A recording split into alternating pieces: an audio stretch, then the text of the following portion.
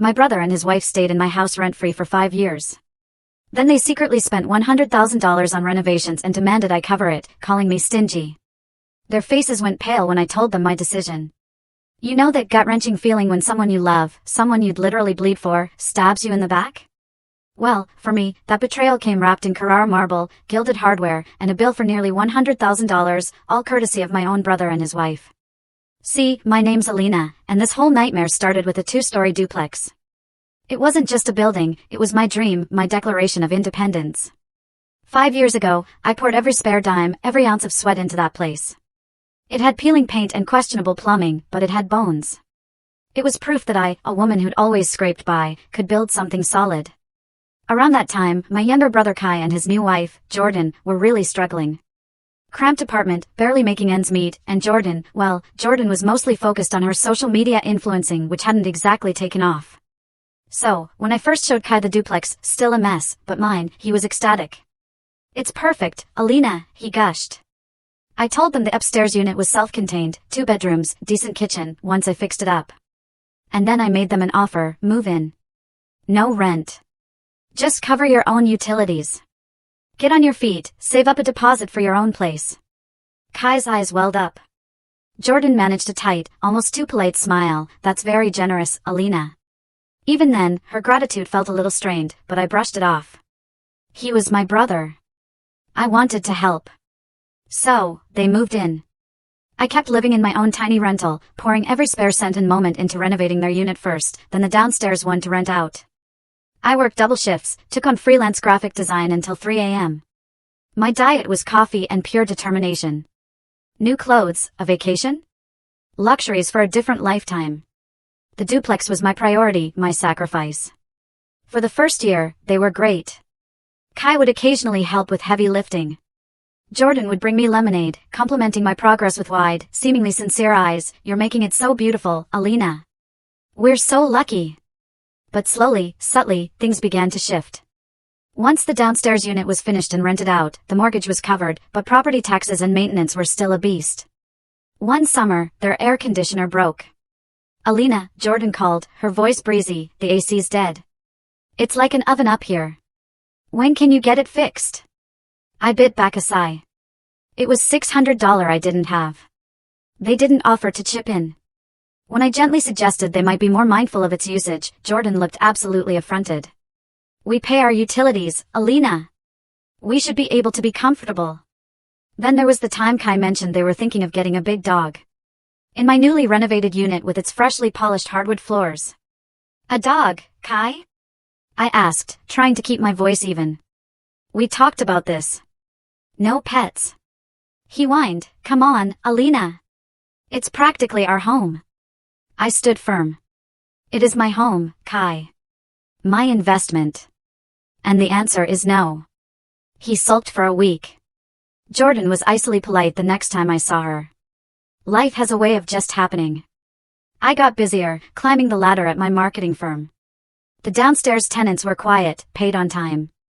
Kai and Jordan seemed settled. Everything good? I'd text Kai. Yep, all quiet here, sis, he'd reply, always cheerful, if a bit vague. Jordan rarely initiated contact. I figured they were just living their lives, hopefully saving money. I trusted them. Maybe I was naive. Maybe I was just too exhausted from building my own life to scrutinize theirs too closely. It had been a few months since I'd last dropped by. With a rare Saturday off, I grabbed a coffee and headed over. A little niggle, a nameless unease, sat in my stomach. That niggle grew as I pulled up. From the outside, everything looked the same. My sensible blue paint, my uninspired flower beds. I walked up the steps to their unit, number 2, and noticed the front door was ajar. Just a crack. Unusual. Kai was usually so particular. I could hear noises inside, a rhythmic thumping, a low hum, like some industrial fan. Not Kai's usual weekend routine of video games. Kai? Jordan? I called out, pushing the door open a little further. The sight that greeted me stopped me dead. My coffee cup slipped from my fingers, splashing lukewarm liquid down my jeans and onto the floor. The entire front living area was different. Walls had been moved. Where my cozy, perfectly functional kitchen once stood, there was now an open-plan monstrosity. Gleaming white cabinets reached to the ceiling, brushed gold hardware. A massive island topped with a slab of what looked suspiciously like Carrara marble dominated the center. Stainless steel appliances with digital displays and price tags that made my eyes water were built into custom cabinetry. It looked like something out of a glossy magazine. I stumbled forward, my mind struggling to process. The thumping was coming from further back. I walked as if in a dream, past the alien kitchen, towards the main bathroom. The door was open. More marble. A freestanding soaking tub that I knew cost more than my first car. A rainfall shower head the size of a dinner plate. "Oh, good. You're here." Jordan's voice, bright and cheerful, cut through my daze. She emerged from the master bedroom, not in her usual yoga pants, but a stylish linen jumpsuit, her hair perfectly coiffed. She was beaming, a wide, self-satisfied smile plastered on her face, holding a sleek, leather-bound folder. What is all this?" I managed, my voice barely a whisper. "Surprise," she chirped, gesturing around with a flourish. "We knew you've been so busy, Alina, and this place was just, well, it was a bit dated, wasn't it? So Kai and I decided to take the initiative. A little refresh." "A little refresh?" "This was a gut job. A six-figure, top-to-bottom, no-expense-spared demolition and reconstruction." She stepped closer, her smile unwavering, and pressed the folder into my numb hands. "Here are all the invoices. We kept meticulous records. It came in just under $100,000. Not bad, right, for a full, high-end remodel?" I stared at her, speechless. $100,000? She said it like she was announcing the score of a golf game. "You can afford it, Alina," she continued, her tone now slightly patronizing, as if explaining something to a slow child.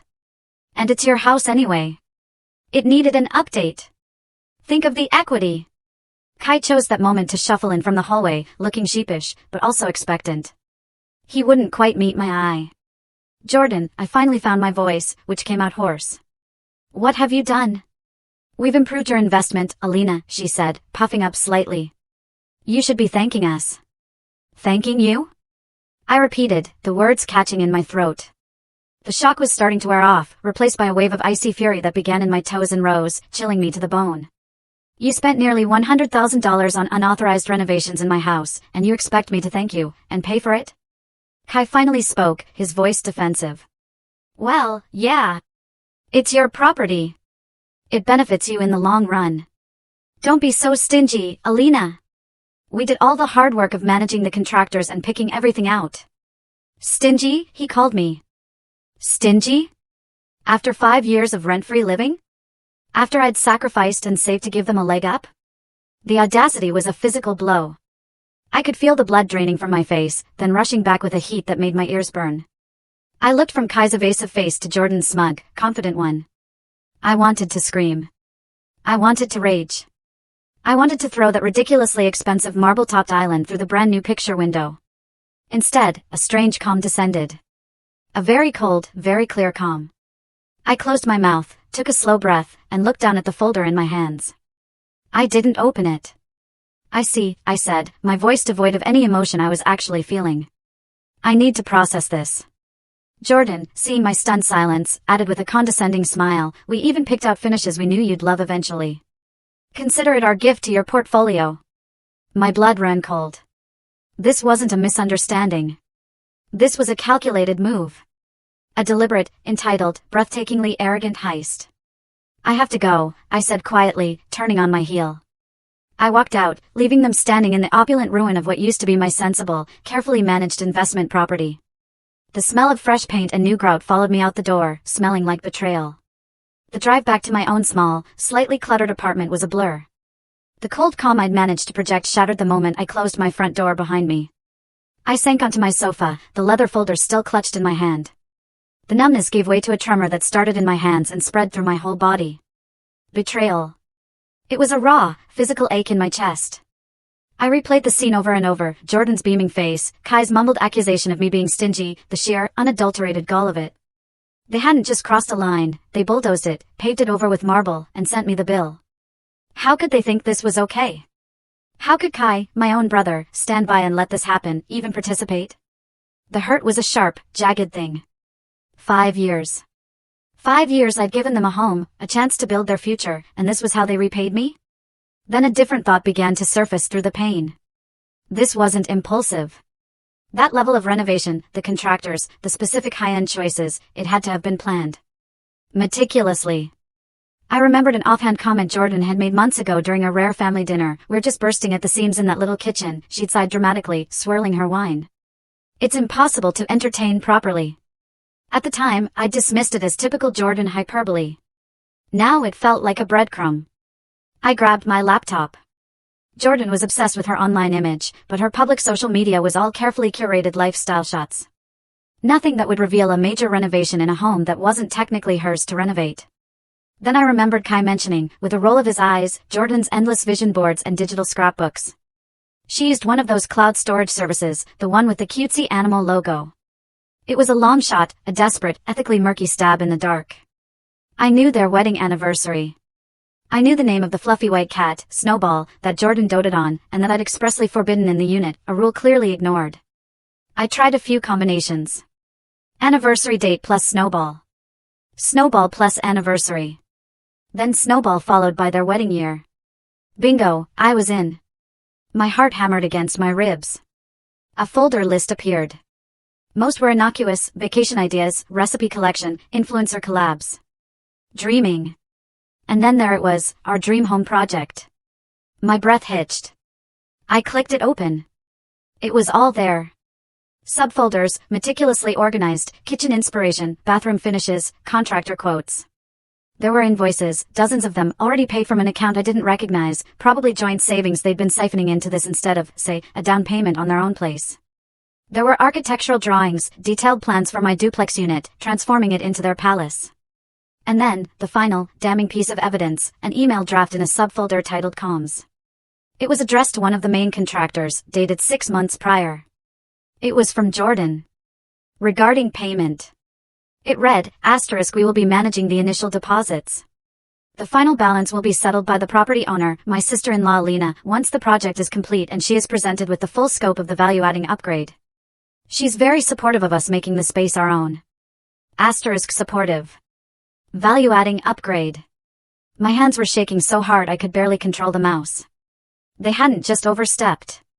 They hadn't just been thoughtless or entitled. They had actively, deliberately, and with months of premeditation, conspired to defraud me. They'd planned to spring this on me, counting on my shock, my desire to avoid family conflict, or perhaps my supposed wealth, to bully me into paying for their fantasy. The hurt didn't disappear, but it was now overlaid with something else, a cold, hard fury. A steely resolve that settled deep in my bones.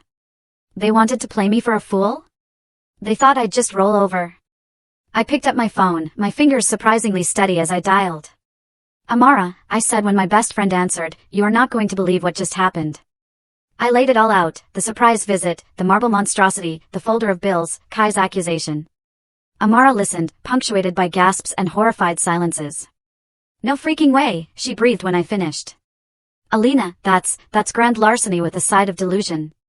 "Tell me about it," I said, the cold anger making my voice flat. "And I found their plans, Amara. Online. They've been plotting this for at least 6 months. Okay, deep breaths, Amara said, her voice instantly shifting into practical, supportive mode. First, you are not paying a single cent. Not one.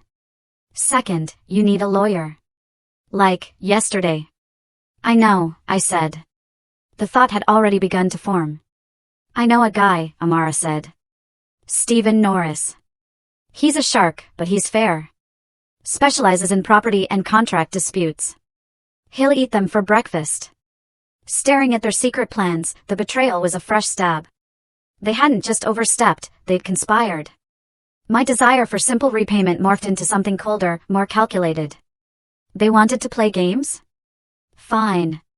I'd learn the rules. I booked an appointment with Stephen Norris for Monday morning. Stephen Norris's office was all sleek lines and muted tones, a stark contrast to the chaos raging inside me. He was a man in his late 40s, sharp eyes, sharper suit, and a handshake that meant business. I laid out the whole sordid tale, from my initial offer of a rent-free haven to the marble-clad ambush and the damning contents of Jordan's Dream Home Project folder, copies of which I had printed and brought with me. He listened intently, occasionally jotting down a note, his expression unreadable. When I finished, he leaned back in his chair. Miss Henderson, he began, his voice calm and measured, your brother and sister-in-law have, to put it mildly, acted egregiously. They had no legal right to make alterations of that magnitude without your explicit written consent, and they certainly have no legal standing to demand you pay for said alterations. A small knot of tension I hadn't realized I was holding loosened in my chest. So I don't have to pay? Absolutely not, Stephen confirmed. In fact, you have several avenues here. You could sue them for the cost of restoring the property to its original condition, if that's what you wished. You could evict them for breach of your verbal tenancy agreement. Their unauthorized renovations constitute a significant breach. He paused. Or, you could explore other resolutions. The idea of simply evicting them and suing for damages was tempting. A quick, clean cut. But then I thought of Jordan's smug face, Kai's accusation. It wasn't just about the money anymore. It was about the audacity. The sheer, unmitigated entitlement. What kind of other resolutions? I asked. Stephen's lips curved into a slight, almost imperceptible smile. Well, they've significantly, if illegally, increased the value of your asset. We could certainly leverage that. I left his office an hour later, a plan beginning to take shape. A cold, satisfying counteroffensive. He'd given me clarity, and more importantly, a sense of control I hadn't felt since I'd walked into that renovated nightmare. Meanwhile, back in their marble palace, Kai and Jordan were clearly growing impatient. A few days after my visit, Jordan's text started, *K Alina, just wondering about that Reno payment. The contractor for the countertops is asking about the final installment. Let me know when you can transfer *. The smiley face was particularly galling. I ignored it. 2 days later, another, *Alina, seriously, we need to get these bills paid. It's starting to get awkward. Can you at least give us a timeline? I continued to ignore them. Let them sweat. Let them wonder. Then photos started appearing on my cousin Sarah's social media feed, Kai. The caption, *housewarming kind of at Kai and Jordan's gorgeous new place. So jelly. Guess your new kitchen vibes. #dreamhome *, my jaw tightened. They were already showing it off, claiming it as their own before I'd even agreed to foot the bill they'd fraudulently run up in my name. The nerve was boundless. Then came the call I'd been dreading, but also expecting, my mother, Nancy. Alina, darling, she began, her voice laced with that familiar tone of gentle persuasion she used when she wanted me to smooth over family ripples. Kai called. He's very upset. He said there's been a misunderstanding about some work they did on the house.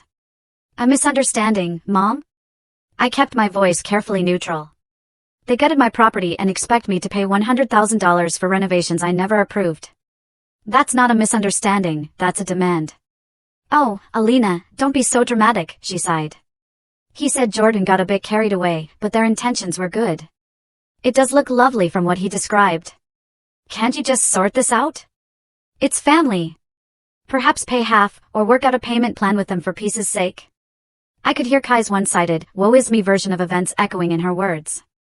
He'd conveniently left out the premeditated planning, the secret folders, the sheer scale of the deception. Mom, there's more to this than Kai is telling you, I said, trying to keep the frustration out of my voice. I'm looking into it. I'll handle it. Well, I hope so, dear. Family is too important to let silly things like money come between you. Silly things like money, like $100,000 of my money they'd spent without my permission?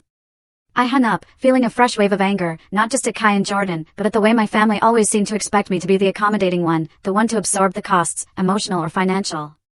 The next day, another text from Jordan. This one took the cake.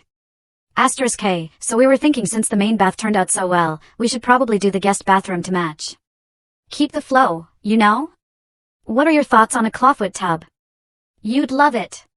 We found a great one, only a few grand. Let me know if you want the link. Zoxo *, the sheer, unadulterated, gold-plated nerve of it almost made me laugh. Almost. They were already planning phase 2 of their hostile takeover of my finances and my property. They truly believed they were going to get away with it. They had no idea what was coming. The first step in my counteroffensive was to get an official valuation. On Stephen Norris's recommendation, I contacted Leah Jensen, a certified appraiser. I met her at a coffee shop near her office, not at the duplex. I didn't want Kai and Jordan getting wind of anything yet. So, the situation is a little unusual, I began, handing Leah a coffee. My tenants, who are family, unfortunately, undertook extensive renovations without my consent. They're very high-end. Leah raised an eyebrow. Unauthorized renovations? That's a messy one. Are we talking new paint or something more substantial? Marble countertops, new layout, luxury appliances, the works, I said. Professionally done, from what I can tell. Just entirely unapproved and unbudgeted by me. I see, she said, tapping her pen on her notepad. And you need an appraisal reflecting the current state of the property, including these additions? Exactly, I confirmed. As is. I need to know what it's worth now, with all their improvements. Leah was discreet and efficient. She visited the property a few days later while Kai and Jordan were presumably at their respective day jobs, or, in Jordan's case, curating content. I'd given her a key. She called me that afternoon. Well, Alina, Leah said, a note of surprise in her voice, your tenants certainly have expensive taste, and they hired competent, if presumptuous, contractors. The workmanship is surprisingly good for an unauthorized job. The value of your property has increased significantly. She emailed me the official report later that day. The numbers were staggering. The duplex unit, with its unwanted but undeniably luxurious makeover, was now valued at nearly $150,000 more than I'd paid for the entire building 5 years ago. My jaw tightened. They'd spent close to $100,000 of their money and, in doing so, had gifted me a substantial bump in equity. The irony was almost painful, yet deeply satisfying. Armed with this concrete valuation, the next phase of my plan clicked into place. A few days later, my phone rang. It was Kai. His voice, when I answered, was dripping with a syrupy, unfamiliar remorse. Alina, hey sis, listen, I wanted to apologize about the house and everything. I waited, saying nothing. I could hear faint whispering in the background, Jordan, no doubt, coaching him. Jordan, well, she gets these ideas, you know, and she just runs with them. She got a bit carried away. We both did. We're really sorry if it caused you any stress. Stress? That was one word for it. Financial ruin was another. We were thinking, he continued, the false sincerity practically oozing through the phone, maybe we could talk properly about the renovations. Maybe we can contribute a little something towards it, you know, help out with the cost. A little something? After they'd presented me with a bill for $100,000? The whispering in the background got a little louder, more insistent. Jordan was clearly feeding him lines. This wasn't an apology, it was a pathetic attempt to gauge my reaction, to see if I was softening, to perhaps trick me into committing to pay something, anything, so they could claim I'd agreed. I almost laughed. Instead, I kept my voice cool, non-committal. Of course, Kai. We should definitely talk. It's a significant situation. Great. Great, he said. Relief evident in his tone. When are you free? We can come over to your place or, actually, I interjected smoothly, why don't you both come over to the house next Saturday, say around 11 o'clock? We can discuss its future. The house? Oh, yeah, sure, that works, he said, a little surprised. He probably expected me to be avoiding the scene of the crime. Perfect, I said. I'll see you both then. I hung up, a grim smile playing on my lips. They thought they were reeling me in. They had no idea they were swimming straight into the net. The next week was a flurry of activity. I met with Stephen Norris again. We went over the appraisal, the figures, the strategy. He was thorough, his legal mind dissecting every angle. By the end of our second meeting, we had 2 documents drafted, printed on crisp, official-looking paper. The first was a new lease agreement. A standard rental contract, but with one crucial difference, the monthly rent. It was calculated based on the current fair market value for a newly renovated, luxury 2-bedroom unit in that neighborhood, a figure significantly higher than my mortgage, property taxes, and insurance combined. A figure I knew they couldn't possibly afford. The second document was an offer of sale. A straightforward proposal for them to purchase the unit from me. The price? The new, much higher appraised value, reflecting all their hard work and investment. I placed both documents into a neat manila folder. I sent the calendar invite through email, meeting to discuss property matters. Simple. Formal. Let them think they were about to get what they wanted. Let them walk in confident and smug, ready for me to finally cave. The anticipation was a tight coil in my stomach, but it wasn't anxiety. It was the thrill of the hunt. Saturday morning dawned bright and clear, a perfect backdrop for the storm I was about to unleash. I arrived at the duplex a good hour before Kai and Jordan were due, the manila folder heavy in my tote bag. I let myself into their unit, my unit, using the key I still had. The air still smelled faintly of new paint and expensive wood. I walked through the transformed space, my footsteps echoing on the light oak floors. The marble countertops gleamed under the recessed lighting. It was undeniably beautiful, in a cold, show-home kind of way. A monument to their audacity. I felt surprisingly calm. The weeks of anger, hurt, and meticulous planning had distilled into a cold, clear focus. I knew exactly what I was going to do, exactly what I was going to say. There was no room for doubt, no space for wavering. I made myself a cup of tea, using their ridiculously high-tech kettle, the kind that could probably launch a rocket if you pressed the wrong button, and sat at the huge marble island. I arranged the documents from my folder neatly in front of me, waiting. At precisely 11 o'clock, I heard their car pull up, footsteps on the stairs, a knock on the door they now treated as their own. "Come in," I called out, my voice even. Kai entered first, looking nervous, his eyes darting around as if expecting a trap. Jordan followed, and any nervousness she might have felt was expertly masked by that familiar, infuriatingly smug expression. She was dressed impeccably, of course, in some sort of cream-colored cashmere sweater and perfectly tailored trousers. She looked like she owned the place, which, in her mind, I suppose she did. "Alina!" "Hi!" Jordan chirped, her smile wide and a little too bright. "Thanks for having us over. So glad we can finally sort this all out." "Kai, Jordan," I greeted them, my tone polite, almost bland. "Please, have a seat." I gestured to the new bar stools tucked under the island. They sat, Kai perching uneasily on the edge of his stool, Jordan settling in with an air of expectation. She glanced at the folder in front of me, a flicker of something, triumph, in her eyes. She probably thought it contained a check, or at least a payment plan proposal heavily weighted in her favor. "Coffee?" I offered, playing the gracious hostess in their stolen palace. "Oh, no thank you, we're fine," Jordan said, waving a dismissive hand. "We just had brunch." Of course they did, probably at some trendy spot, celebrating their impending victory. An awkward silence descended for a moment. I let it hang there, watching them. Kai fidgeted with the strap of his watch. Jordan examined her perfectly manicured nails. Finally, Jordan broke the silence, unable to resist guiding the conversation.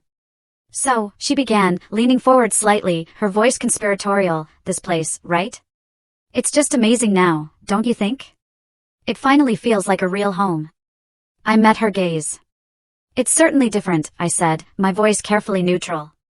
"Different in a good way," she pressed. "All the agents say kitchens and bathrooms sell houses, Alina. We've basically future-proofed your investment." "That marble? Italian. And the appliances are all top of the line, energy efficient too." She rattled off brand names and features as if she were a salesperson on commission. Kai chimed in, emboldened by Jordan's confidence. "Yeah, Alina, we put a lot of thought into it. A lot of work. Those contractors weren't easy to manage, let me tell you." I nodded slowly, letting them talk, letting them dig their own graves a little deeper. I even managed a small, non-committal hum of agreement when Jordan pointed out a particularly hideous, and undoubtedly expensive, light fixture they'd chosen for the dining area. "Yes," I said when they finally paused for breath, "you've certainly put a lot of work into making it unique." The anticipation in the room was thick enough to spread on toast. They were practically vibrating with it, waiting for me to acknowledge their brilliance, their foresight, and most importantly, to open my checkbook. Jordan's smug smile was fixed in place. Kai looked like a kid waiting for a promise treat. I let a small, almost imperceptible smile play on my lips.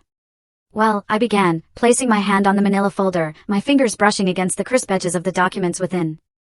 I paused, drawing out the moment, savoring the shift in the air as their expectant smiles wavered slightly, replaced by a flicker of uncertainty. "I've given this a lot of thought," I continued, my voice calm and steady. "A great deal of thought. And I've made some decisions regarding the house, and your substantial contributions to its value." I looked them both directly in the eye, first Kai, then Jordan, holding their gaze for a beat longer than comfortable. The air in the ridiculously opulent kitchen crackled. "First," I said, my voice even and cold, sliding a glossy, professionally bound document across the marble island towards them, "I want to thank you. Your unauthorized, yet extensive, renovations have significantly increased the market value of my property." I tapped the cover of the document. "This is the official appraisal report, conducted last week." I watched their faces. Kai frowned, looking confused. Jordan's smug smile widened a fraction, a predatory gleam in her eyes. She clearly thought this was the prelude to me capitulating, perhaps even offering them a bonus for their vision. She reached for the report. So, I continued, my voice dropping a notch, losing any hint of warmth it might have feigned earlier. I slid a second document across the island. This one, a standard legal form. Effective the 1st of next month, your rent will be adjusted to reflect the current luxury market rate for such a beautifully renovated home.